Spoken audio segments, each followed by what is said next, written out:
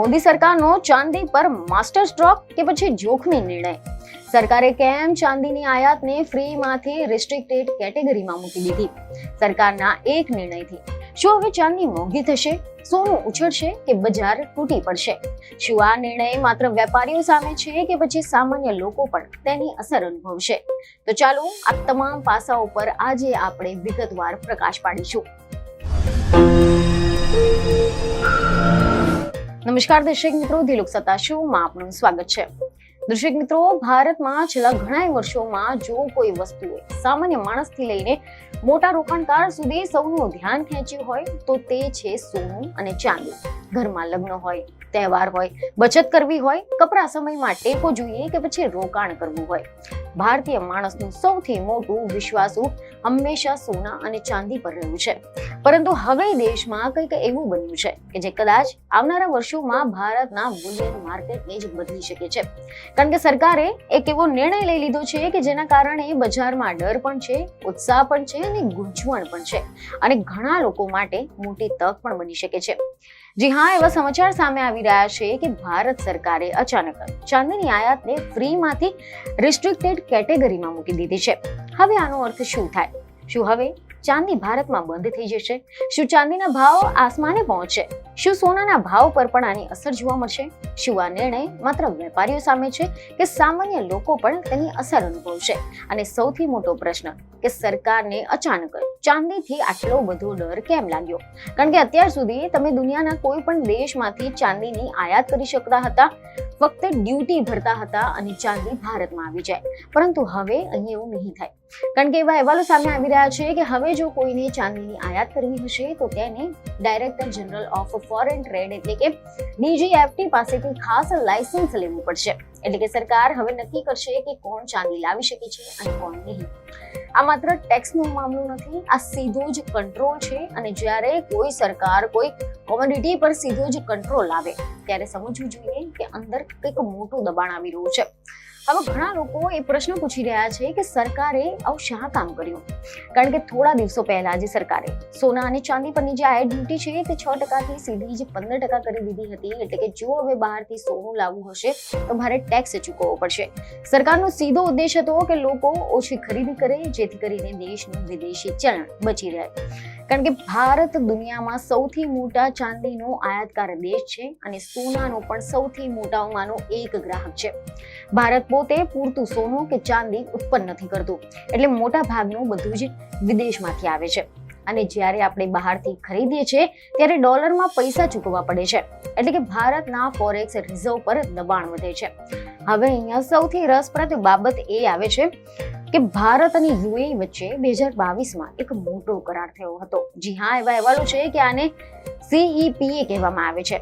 અને આ કરાર હેઠળ UAE માંથી આવતી ચાંદી પર ભારતે ધીમે ધીમે ડ્યુટી ઘટાડતું ગયું હતું. એટલે દુનિયાના બીજા દેશોમાંથી જો ચાંદી લાવો તો 15% ડ્યુટી લાગે, પરંતુ UAE માંથી લાવો તો લગભગ 7 થી 8% જેટલી લાગે. હવે વેપારીઓએ શું કરવાનું શરૂ કર્યું હતું તો કે દુનિયાના બીજા દેશોમાંથી ચાંદી UAE ને મોકલે અને પછી UAE થી ભારત લાવે. એટલે કે ઓછો ટેક્સ લાગે. અને સરકારને લાગ્યું કે લોકો આ એક લૂપ હોલનો ઉપયોગ કરી રહ્યા છે, એટલે સરકારે સીધો રસ્તો બંધ કરી દીધો. હવે લાયસન્સ વગર ચાંદી નહીં આવે. એટલે કે આ નિર્ણયનો એક ભાગ ટેક્સ બચાવવાનો જે લૂપ હોલ છે તે બંધ કરવાનો હતો. પરંતુ શું ફક્ત આટલું જ કારણ છે? તો આના જવાબમાં ઘણા નિષ્ણાતો કહે છે કે ના, તેની પાછળ વધુ એક મોટું કારણ છે, અને એ છે ભારતની આર્થિક ચિંતા. કારણ કે હાલમાં આંતરરાષ્ટ્રીય સ્તરે ક્રૂડ ઓઇલ મોંઘું થઈ રહ્યું છે.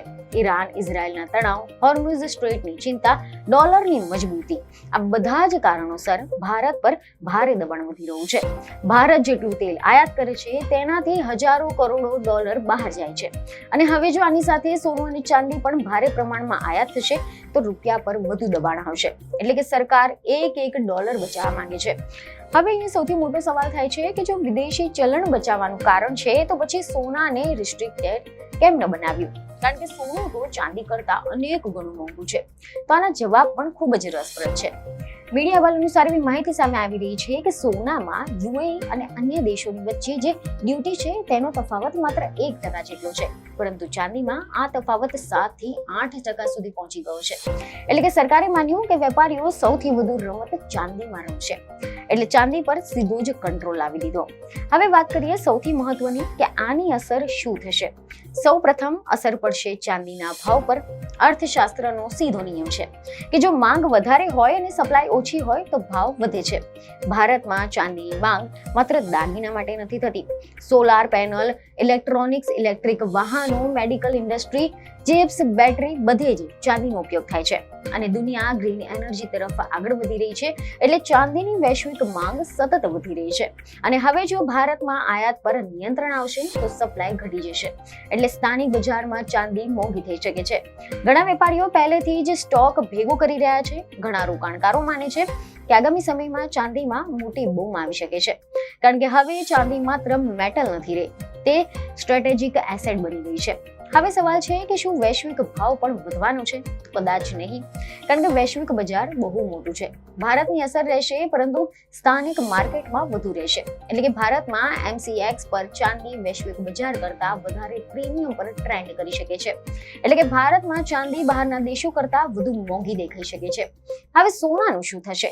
સામાન્ય રીતે જ્યારે ચાંદી મોંઘું થાય અથવા તો તેની ઉપલબ્ધિ ઘટે ત્યારે કેટલાક રોકાણકારો સોનામાં જાય છે. એટલે કે સોનાની માંગ વધવાની શક્યતા રહેશે, પરંતુ સોનામાં તો પહેલેથી જ ઊંચી ડ્યુટી છે, એટલે તેમાં પણ ભાવ પર દબાણ રહેશે.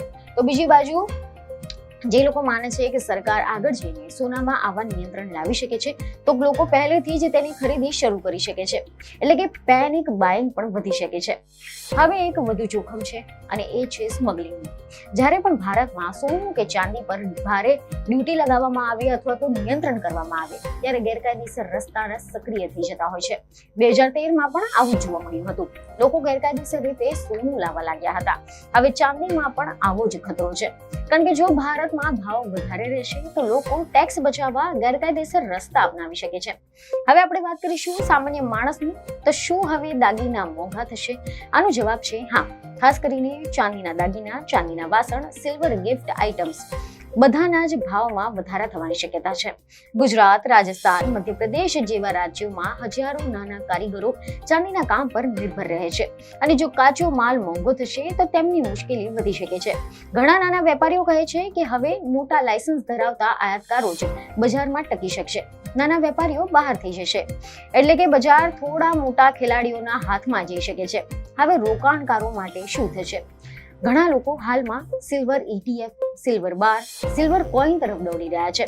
કેટલાક નિષ્ણાતો માને છે કે લાંબા ગાળે ચાંદીમાં હજુ મોટી તેજી આવી શકે છે, કારણ કે દુનિયામાં ચાંદીનું ઉત્પાદન સીમિત છે અને ઉદ્યોગોમાં તેનો ઉપયોગ વધી રહ્યો છે, ખાસ કરીને AI, સોલાર અને EV ક્રાંતિમાં.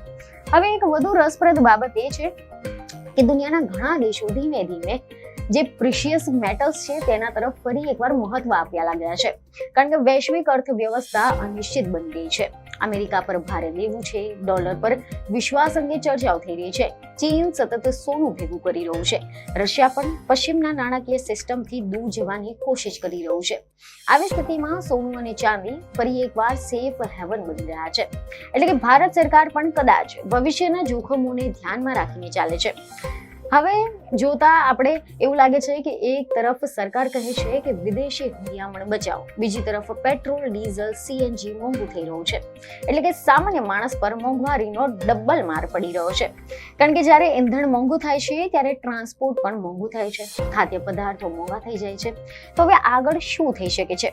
શક્યતા છે કે સરકાર લાયસન્સ ખૂબ જ મર્યાદિત રીતે આપે. શક્યતા એવી પણ છે કે માત્ર ઇન્ડસ્ટ્રીયલ ઉપયોગ માટે સરળતા રાખે અને રોકાણકારો માટે આવતી ચાંદી પર વધુ નજર રાખે. શક્યતા એવી પણ છે કે જો પરિસ્થિતિ ખરાબ થાય તો પછી સોનામાં પણ વધુ કડક નિયમો આવી શકે છે. જો કે હાલ તેની કોઈ પણ સત્તાવાર જાહેરાત નથી થઈ, પરંતુ બજારમાં ભય એ જ છે. હવે અંતમાં સૌથી મહત્વની બાબત કે શું ચાંદી ખરીદવી જોઈએ કે નહીં, શું સોનું ખરીદવું જોઈએ કે નહીં, તો તેનો જવાબ દરેક વ્યક્તિની પરિસ્થિતિ પર આધારિત છે. પરંતુ એક વાત ચોક્કસ છે કે જ્યારે સરકારો કોઈ વસ્તુ પર નિયંત્રણ લાવવાનું શરૂ કરે છે ત્યારે સમજવું જોઈએ કે તે વસ્તુનું મહત્વ વધતું જાય છે, કારણ કે સામાન્ય વસ્તુઓ પર સરકાર ક્યારેય આટલો બધો કંટ્રોલ નથી લાવતી. અને આજના સમયમાં ચાંદી માત્ર દાગીના નથી રહી, તે ટેકનોલોજી, એનર્જી, રોકાણ અને આર્થિક સુરક્ષાનો મહત્વપૂર્ણ ભાગ બની ગઈ છે. અને કદાચ આ જ કારણ છે કે ભારત સરકારે ચાંદી પર અચાનક બ્રેક મારી છે. હવે જોવાનું એ રહેશે કે આ નિર્ણયથી ભારતનું વિદેશી ચલણ બચશે કે પછી બજારમાં વધુ ગભરાટ ફેલાઈ જશે. ચાંદી ખરેખર મોંઘી થશે કે કાળો બજાર ઉભો થશે? અને સૌથી મોટું કે શું આ શરૂઆત છે કે વધુ એક મોટા આર્થિક નિર્ણયો લાવી શકે છે? કારણ કે દુનિયા ઝડપથી બદલાઈ રહી છે અને જ્યારે દુનિયા બદલાય છે ત્યારે સૌથી પહેલા અસર દેખાય છે સોનું અને ચાંદીના બજારના ભાવ પર. તો દર્શક મિત્રો, આ વિષય પર તમારું શું માનવું છે તમને કમેન્ટમાં જરૂરથી જણાવો. બીજી એક ખબરો સાથે ફરી મળીશું. ધન્યવાદ.